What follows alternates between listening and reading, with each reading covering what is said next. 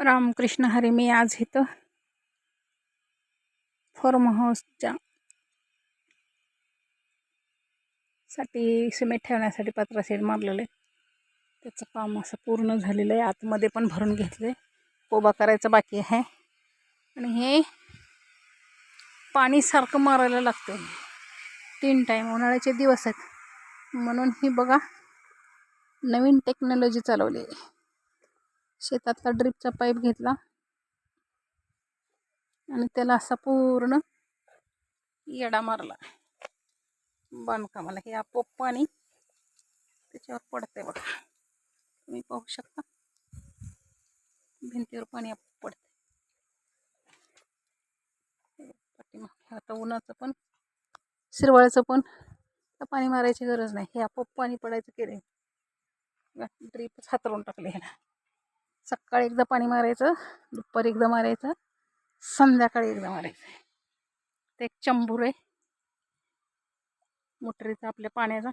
त्याला एक असं पाईप आणून बसवलं, त्याला टेकॅप मारलं आणि एक असा ड्रिपचा पाईप बसवला. हे जोपर्यंत लाईट आहे तोपर्यंत ह्याचं पाणी पडत राहणार वरनं. तर हे असा बॅलर भरलेला होता आणि ह्याच्यातून पाणी मला बादलीनं बकेटनं टाकावं लागत होतं. त्याला अंगावर शिपडा लागायचं. म्हणून ही नवीन टेक्नॉलॉजी चालवली. डोक्यात आलं ह्याला काहीतरी केलं पाहिजे. डोकं चालवलं पाहिजे. हातपाय चालवून काय उपयोग नाही. डोकं चाललं तर सगळं आहे. डोकंच चालवायला लागतंय.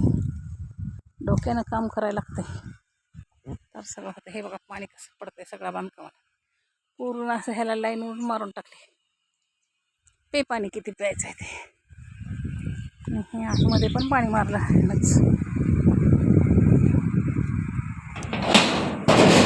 पण हे असं भरले फुल. दगड भरले, खडक भरले. आता ह्याला सिमेंटचा कोबा करायचा आहे.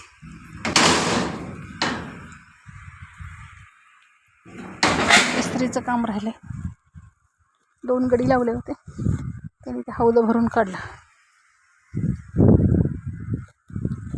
आंब्याचं झाड आहे इथं बसायला, सावली छान आहे.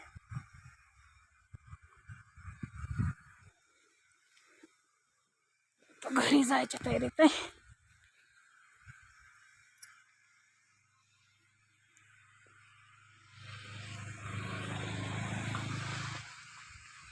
छान पाणी पडतंय.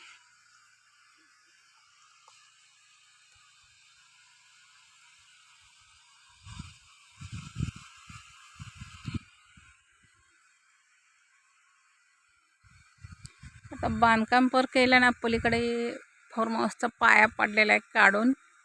वाळू पडलेली आहे. अजून काय आणायचं आहे मटेरियल बाकी आहे. इनलाईनची पाईप असं बांधकाम झालं की त्याला पूर्ण जोडणार आहे.